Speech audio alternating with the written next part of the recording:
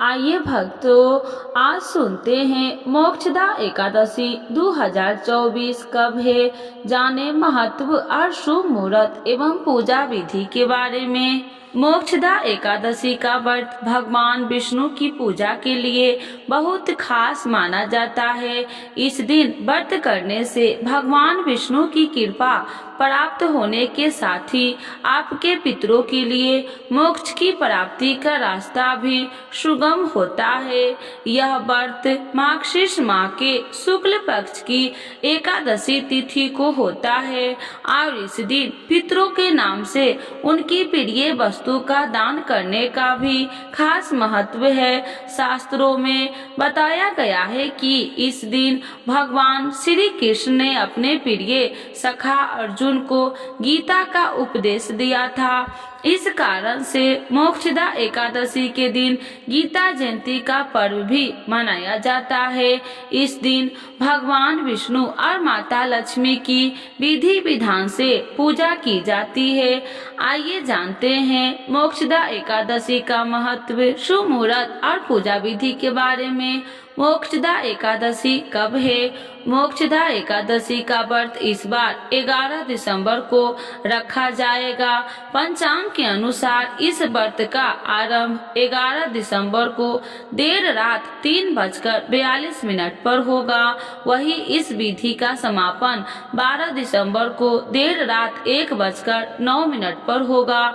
उदया तिथि के अनुसार इस साल मोक्षदा एकादशी का व्रत 11 दिसंबर 2024 को रखा जाएगा। इस व्रत को करने से आपको सुख समृद्धि की प्राप्ति होती है और साथ ही आपके पितरों की मुक्ति मिलती है। मोक्षदा एकादशी का महत्व पौराणिक मान्यताओं में बताया गया है कि महाभारत भक्त भगवान कृष्ण ने अपनी इसी दिन अर्जुन को गीता का उपदेश दिया था।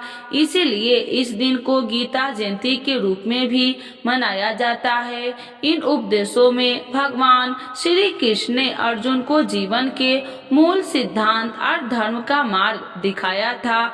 मान्यता है कि इस व्रत को करने से साधक को सारे पापों से मुक्ति मिलती है। साथ ही पितरों को मोक्ष दिलाने के लिए मोक्षदा एकादशी व्रत रखने से सबसे शुभ माना जाता है। मोक्षदा एकादशी की पूजा विधि। मोक्षदा एकादशी के दिन सुबह जल्दी उठकर ब्रह्म मुहूर्त में स्नान कर ले, स्वच्छ वस्त्र धारण करके मंदिर की साफ सफाई कर ले और मंदिर को गंगा जल से पवित्र कर ले।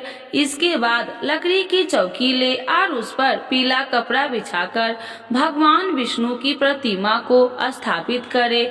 आप चाहे तो भगवान श्री कृष्ण की प्रतिमा भी स्थापित कर सकते हैं। पंचामृत से भगवान विष्णु का अभिषेक करे और इस दिन भगवान विष्णु को पीला चंदन, अक्षत, पीले फूल अभ्यस अर्पित करे। भगवान विष्णु की पूजा करे और मोक्षदा एकादशी व्रत कथा का पाठ करे। साथ ही भगवान विष्णु चालीसा का पाठ भी अभ्यास करे। सबसे आखिरी में भगवान की आरती करके भोग लगाए और प्रार्थना करे। अगले दिन सुबह व्रत का पालन करे और जरूरतमंद लोगों के बीच में दान पुण्य करे। तो ये थे मोक्षदा एकादशी व्रत कब है, पूजा विधि, महत्व। आप जानेंगे मोक्षदा एकादशी व्रत की कथा। तो एक बार बोलिए प्रेम से विष्णु भगवान की जय, लक्ष्मी माता की जय, मोक्षदा एकादशी माता की जय। वैखानस नाम का एक राजा प्राचीन नगर में राज्य करता था। उसके राज्य में चारों वेदों की ज्ञाता ब्राह्मण रहते थे। राजा अपनी प्रजा का पुत्रवान पालन किया करता था। एक रात्रि को स्वप्न में राजा ने अपने पिता को नरक की यातनाएं भोगते देखा। इस प्रकार का स्वप्न देखकर राजा बड़ा ही व्याकुल हुआ। वह बेचैनी से सुबह होने की प्रतीक्षा करने लगा। सुबह होते ही उसने ब्राह्मणों को बुलाकर उनके समक्ष अपने उन्हें स्वप्न की बात बताई। हे ब्राह्मणों, रात को स्वप्न में मैंने अपने पिता को नरक की यातनाएं भोगते देखा। उन्होंने मुझसे कहा कि हे पुत्र, मैं घोर नरक भोग रहा हूँ, मेरी यहाँ से मुक्ति कराओ। जब से मैंने उनके यह वचन सुना है तब से मुझे चैन नहीं है। मुझे अब राज्य, सुख, ऐश्वर्य, हाथी घोड़े, धन, स्त्री, पुत्र आदि कुछ भी सुखदायक प्रतीत नहीं हो रहा है। अब मैं क्या करूं, कहाँ जाऊं? इस दुख के कारण मेरा शरीर तप रहा है। आप लोग मुझे किसी प्रकार का तप, दान, व्रत आदि बतलाए जिससे मेरे पिता को मुक्ति प्राप्त हो। यदि मैंने अपने पिता को नरक की यातनाओं से मुक्त कराने के प्रयास नहीं किए तो मेरा जीवन निरर्थक है। जिसके पिता नरक की यातनाएं भोग रहे हो उस व्यक्ति को इस धरती पर सुख भोगने का कोई अधिकार नहीं है। हे ब्राह्मण देवों, मुझे शीघ्र ही इसका कोई उपाय बताने की कृपा करें। राजा के आंतरिक दुखों की पीड़ा को सुनकर ब्राह्मणों ने आपस में विचार विमर्श किया। फिर एक मत होकर बोले, राजन, वर्तमान, भूत और भविष्य के ज्ञाता पर्वत नाम के एक मुनि है। वे यहाँ से अधिक दूर नहीं है। आप अपनी यह व्यथा उनसे जाकर कहे, वे अवश्य ही इसका कोई सरल उपाय आपको बता देंगे। ब्राह्मणों की बात मान राजा मुनि के आश्रम पर गए। आश्रम में अनेक सांचित योगी और मुनि तपस्या कर रहे थे। चारों वेदों के ज्ञाता पर्वत मुनि दूसरे ब्राह्मण के समान बैठे जान पड़ रहे थे। राजा ने उन्हें दंडवत प्रणाम किया तथा अपना परिचय दिया। पर्वत मुनि ने राजा से कुशल मोक्ष पूछी। तब राजा ने बताया, हे मुनिवर, आपकी कृपा से मेरे राज्य में सब कुशल है, किंतु मेरे समक्ष अकस्मात ही एक ऐसी समस्या आग खड़ी हुई है जिसमें मेरा हृदय बड़ा ही अशांत हो रहा है। फिर राजा ने मुनि को व्यथित हृदय से रात में देखे गए स्वप्न की पूरी बात बताई और फिर दुखी स्वर में बोला, हे महर्षि, अब आप कृपा कर मेरा मार्गदर्शन करें कि ऐसे में मुझे क्या करना चाहिए, कैसे मैं अपने पिता को नरक की यातनाओं से मुक्ति दिलाऊं। राजा की बात पर्वत मुनि ने गंभीरता पूर्वक सुनी। फिर नेत्र बंद कर भूत और भविष्य पर विचार करने लगे। कुछ देर गंभीरता पूर्वक चिंतन करने के बाद उन्होंने कहा, राजन, मैंने अपने योग बल के द्वारा तुम्हारे पिता के सभी कुकर्मों का ज्ञान प्राप्त कर लिया है। उन्होंने पूर्व जन्म में अपनी पत्नियों में भेदभाव किया था। अपनी बड़ी रानी के कहने में आकर उन्होंने अपनी दूसरी पत्नी को ऋतुदान मांगने पर नहीं दिया। उसी पाप कर्म फल से तुम्हारा पिता नरक में गया है। यह जानकर वैखानस ने याचनाएं भरे स्वर्ग में कहा, हे ऋषिवर, मेरे पिता का उद्धार का आप कोई उपाय बताने की कृपा करें। किस प्रकार वे इस पाप से मुक्त होंगे। इस पर पर्वत मुनि बोले, हे राजन, मार्गशीर्ष माह के शुक्ल पक्ष में जो एकादशी होती है उसे मोक्षदा एकादशी कहते हैं। यह मोक्ष प्रदान करने वाली है। आप इस मोक्षदा एकादशी का व्रत करें और इस व्रत के पुण्य को संकल्प करके अपने पिता को अर्पित कर दे। एकादशी के पुण्य प्रभाव से अवश्य ही आपके पिता की मुक्ति होगी।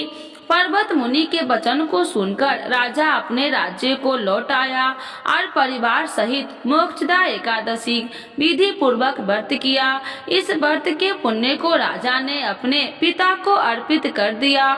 इस पुण्य के प्रभाव से राजा के पिता को सहज ही मुक्ति मिल गई। स्वर्ग को प्रस्थान करते हुए राजा ने पिता ने कहा, हे पुत्र, तेरा कल्याण हो। इतना कहकर राजा के पिता ने स्वर्ग की प्रस्थान किया। हे पांडु पुत्र, जो मनुष्य मार्गशीर्ष माह के शुक्ल पक्ष की एकादशी का उपवास करते हैं उनके सभी पाप नष्ट हो जाते हैं और अंत में वे स्वर्ग लोक को प्राप्त करते हैं। इस उपवास से उत्तम और कोई मोक्ष प्रदान करने वाला कोई भी दूसरा व्रत नहीं है। इस कथा को सुनने व पढ़ने से अनंत फल प्राप्त होता है। यह उपवास मोक्ष प्रदान करने वाला चिंतामणि के समान है। इससे उपवास करने वाले के सभी मनोकामनाएं पूर्ण होती है। हे अर्जुन, प्रत्येक मनुष्य की प्रबल इच्छा होती है कि वह मोक्ष प्राप्त करे। मोक्ष की इच्छा करने वाले के लिए मोक्षदा एकादशी का उपवास अति महत्वपूर्ण है। पिता के प्रति पुत्र के इस कथा से श्रेष्ठ दृष्टांत दूसरा कोई नहीं है। अतः भगवान श्री हरि विष्णु के नियमित यह उपवास पूर्ण निष्ठा व श्रद्धा से करना चाहिए। तो एक बार बोलिए प्रेम से विष्णु भगवान की जय, लक्ष्मी माता की जय, मोक्षदा एकादशी माता की जय। आरती मोक्षदा एकादशी माता की। ओम जय एकादशी जय एकादशी जय एकादशी माता। विष्णु पूजा व्रत को धारण कर शक्ति मुक्ति पाता। ओम जय एकादशी जय एकादशी जय एकादशी माता। तेरे नाम गिनाऊं देवी भक्ति प्रदान करनी, गण गौरव की देनी माता शास्त्रों में बरनी। तेरे नाम गिनाऊं देवी भक्ति प्रदान करनी, गण गौरव की देनी माता शास्त्रों में बरनी। ओम जय एकादशी जय एकादशी जय एकादशी माता। मार्गशीर्ष के कृष्ण पक्ष की उत्पन्ना विश्वतारिणी जन्मी, शुक्ल पक्ष में होए मोक्षदा मुक्तिदाता बन आई। मार्गशीर्ष के कृष्ण पक्ष की उत्पन्ना विश्वतारिणी जन्मी, शुक्ल पक्ष में होए मोक्षदा मुक्तिदाता बन आई। ओम जय एकादशी जय एकादशी जय एकादशी माता। पौष के कृष्ण पक्ष की सफला नामक है, शुक्ल पक्ष में होए पुत्रदा आनंद अधिक रहे। पौष के कृष्ण पक्ष की सफला नामक है, शुक्ल पक्ष में होए पुत्रदा आनंद अधिक रहे। ओम जय एकादशी जय एकादशी जय एकादशी माता। नाम सटतीला माघ मास में कृष्ण पक्ष आवे, शुक्ल पक्ष में जया कहावे विजय सदा पावे। नाम सटतीला माघ मास में कृष्ण पक्ष आवे, शुक्ल पक्ष में जया कहावे विजय सदा पावे। ओम जय एकादशी जय एकादशी जय एकादशी माता। विजया फाल्गुन कृष्ण पक्ष में शुक्ला आम्ल की, पाप मोचनी कृष्ण पक्ष में चैत्र महाबली की। विजया फाल्गुन कृष्ण पक्ष में शुक्ला आम्ल की, पाप मोचनी कृष्ण पक्ष में चैत्र महाबली की।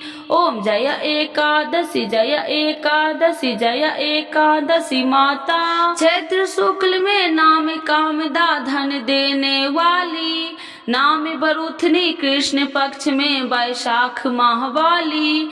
चैत्र शुक्ल पक्ष में नाम कामदा धन देने वाली, नाम बरुथनी कृष्ण पक्ष में वैशाख माह वाली।